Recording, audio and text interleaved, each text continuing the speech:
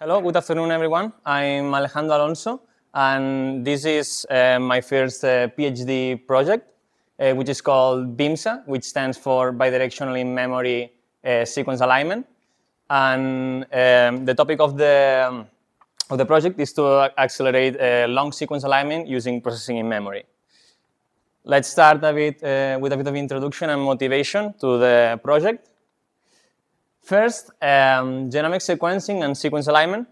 Sequencing an organism genome enables things like personalized medicine therapies, tracing real-time virus outbreaks like COVID-19, and also editing an organism genome.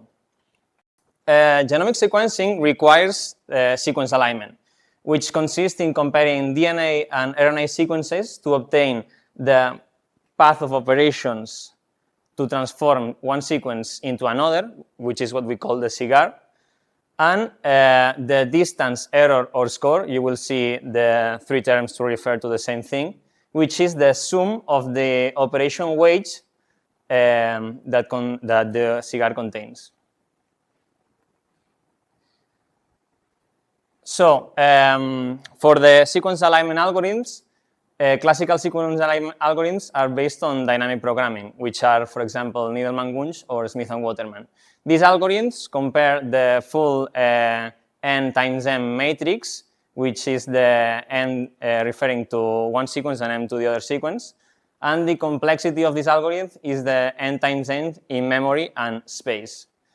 We have a more novel algorithm, which is the wavefront algorithm, which computes the cells in increasing score, avoiding all the suboptimal cells. In this case, the complexity is in n times s, being s the score, in compute, and score square in memory. And the state-of-the-art algorithm is the bidirectional wavefront algorithm, which consists in computing the regular wavefront from both ends of the matrix. And the complexity in this case stays the same in compute, which is n times s, and it's reduced to only the score in memory. Even though the memory complexity is reduced to only the score in the state-of-the-art, it is widely commonly known that all these algorithms are still memory bound. So let's start with the background of the project. First, we have the state-of-the-art in sequence alignment, which is the bidirectional wavefront. And the key concept is to compute an independent wavefront from both ends of the matrix and find where the two wavefronts collide, which is what we call the breakpoint of the alignment. And then we recursively divide and conquer the problem, slicing the alignment into smaller subalignments. Every time we find a breakpoint, the breakpoint gives the distance, an offset, and an operation of the optimal path, which means that when we find all the breakpoints of the subalignments, we have the full operation path. In this case, the bidirectional wavefront, to compute itself, only needs 4 increasing arrays, which is what we call the wavefronts, and that is why it has the linear memory complexity. And it doesn't have to perform the backtrace because it only computes the breakpoints. The thing is that the regular wavefronts has to store the intermediate wavefronts, and that is why it has the square complexity. Note that the wavefront is represented with the dynamic programming matrix, but in reality, we only store these data structures, which increase with the score or distance in the memory. The other background tool that we have is, of course, PIM. In this case, we're using the UPMEM architecture. I don't think I have to go deep in this explanation. We have already seen in a lot of presentations today how this architecture works.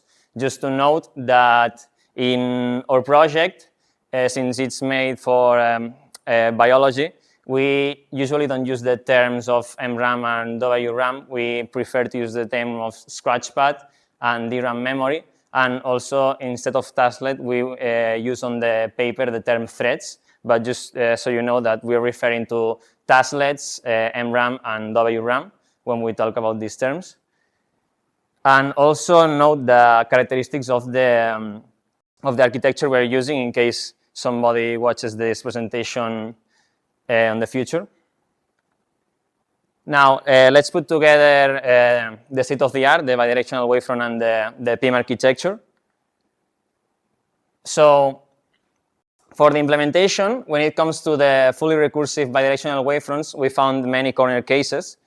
And we decided that it was better to implement this in a more hybrid, different way. And the key idea was to execute the bidirectional wavefront and divide and conquer the problem, slicing the alignment into sub-alignments. But since the space complexity is defined by the score, we stop when we find a suitable score. And instead of computing all the breakpoints, what we do is on small alignments, sub-alignments, we compute a regular wavefront. Now let's go through some of the optimizations or key optimizations. Like more than optimizations, these are proper ways of utilizing the UPMEM tools to implement this algorithm. And the most important one is what we call the base case in Scratchpad. Let me explain what I mean with this. So I explained that the idea is to divide the alignment into sub-alignments. And the base case is what we call the sub-alignment where we do the regular wavefront, where the backtrace computation and computation of the cigar is done. The thing is to slice to do the bidirectional wavefront and slice the alignment, we use in WRAM 4 data structures which correspond to the 4 arrays that we need to compute the bidirectional wavefront. And the idea was to define the threshold where the regular wavefront is done to the same space of these WRAM data structures to reuse these data structures to compute the whole wavefront. So the idea is that when we compute the base case, there are no MRAM accesses, and always, it doesn't matter how large is the alignment, the base case, which is the most expensive because it has the backtrace and it has to compute the cigar, it is done in the WRAM or Scratchpad, avoiding any DRAM access. Another optimization is that in the wavefront and also the bidirectional wavefront, the data structures always increase with the score. So it doesn't make sense for us to define a fixed transfer size for the wavefront, since the first steps of the wavefront will always not utilize a lot of this transfer size. So what we did is, since we know that the transfer size due to the current score, which increases with the computation, we start always transferring only 8 bytes, and when the score surpasses a threshold, we increase this transfer size, even though the data structures are defined to the maximum possible size in the Scratchpad. Another optimization was that the wavefront is based in 2 main steps, and they are done separately in let's say the CPU implementation. And we decided to, since we can manage easily when the memory is read from the MRAM and written from the MRAM, and we know where, let's say, the limit is, we decided to merge the 2 kernels, and instead of computing one kernel, writing it to MRAM, then reading it again, and computing the second kernel, we decided to do it by WRAM blocks. So first we read one WRAM block and compute the 2 kernels, and then we start again with the first kernel with the next block. The thing about doing this is that we have to read twice 2 elements, but it is worth the trade-off, since we end up reducing up to 40% the MRAM accesses to respect to the separate kernel implementation. Finally, this is a more last minute slide, because I decided to put this here because I think it's the more valuable topic to this conference, because I think we talked about this a lot in many of the talks, and is that our implementation is coarse grain parallelism, which means for every tasklet we're doing one alignment, and tasklets and DPUs are not collaborating in the alignments. And this is because it's the easy solution, since we have no DPU intercommunication and we have high-cost tasklet communication. So the thing is, when it comes to simulated data sets, they are homogeneous in the executions. But when we try to execute data sets from real sequencers like Nanopore or PacBio, they produce very heterogeneous alignment times between the tasklets and the DPUs. And when we saw that, we were having very poor performance. And our fastest solution, first, we tried the alignment batching and using different DPU sets to see if it would ease the load balancing problem. But at the end of the day, what solved this performance issue was that we decided to add a limit to the distance or score, which is what really defines the execution time and the complexity of our problem.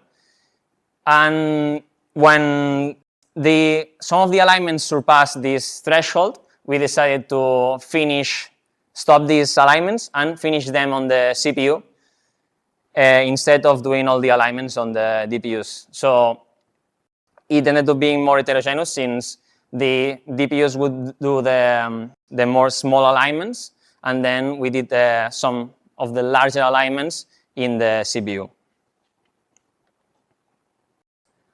Let's go for the experimental results of this project. So for the experimental setup, we have 9 simulated data sets, which have different sequence lengths and different error rates. And 4 real sequencer data sets, 2 from Illumina, 1 from Nanopore, and another one from PacBio. The applications that you will see in the comparison are the CPU implementation of the bidirectional wavefront, which is from Wavefront 2Lib. For PIM, we have the previous state-of-the-art implementation, which is from a library called AIM. And we have a regular wavefront implementation and a Needleman-Wunsch implementation for PIM. We have BIMSA from our side, which is the bidirectional implementation. And we also, since we decided to do a projection for the upcoming PIM chips based on the scalability results that we found on our application. And for the machines, it's the CPU is the Intel Xeon Silver, which is located on the ABUMPIMP servers, and of course the characteristics from the ABUMPIMP nodes. So first, a bit of analysis on the scalability of our application for the number of DPUs and the number of threads or tasklets. So for the number of DPUs, we see that the scalability is almost optimal. This is, of course, due because we are not limited by memory bandwidth like CPU, because each DPU has its own memory bank. And for the number of threads or tasklets, we see that with 11 tasklets, it's enough to obtain peak performance of the DPU. So there is no use in adding more than 11 tasklets. We know that this is because of the pipeline, but also we see that with 8 threads, we start losing some of the optimal performance. We believe because this is due to there is still some MRAM access saturation in our application. And now for the performance comparison between the applications, here you have a graph of throughput. This is alignments per second. It's in logarithmic scale. And you can see that the Needleman-Wunsch implementation, which is based on dynamic programming, is outperformed by all the other implementations. The previous PIM implementation of the wavefront, the thing was that also it's outperformed by our implementation, but also the way it was implemented, it is limited by the sequence size. So it is not able to execute sequence sizes that rise up to 10K in length, and with a 5% error, 10% error. And in our case, when looking for BIMSA, which is the green one, we see that we outperform all the other implementations. We achieve up to 22 times speedup against the previous PIM state-of-the-art, and 5.8 times against the CPU state-of-the-art, which is implemented with the most novel algorithm. And also, it is not like, you cannot perceive it well, but this dashed line is the projection of the upcoming PIM chips based on the results on the DPU scalability and task scalability, and of course, the characteristics that were provided to us. And the thing is that with the increase in the number of DPUs and the increase in the frequency, we are able to double the performance in all cases compared to actual implementation that we have now. This is the last minute topic, which is I also added the performance that we have with the heterogeneous datasets. Remember that the previous were simulated datasets. And first, we see that our implementation without any changes is outperformed by the CPU in the PacBio and Nanopore datasets.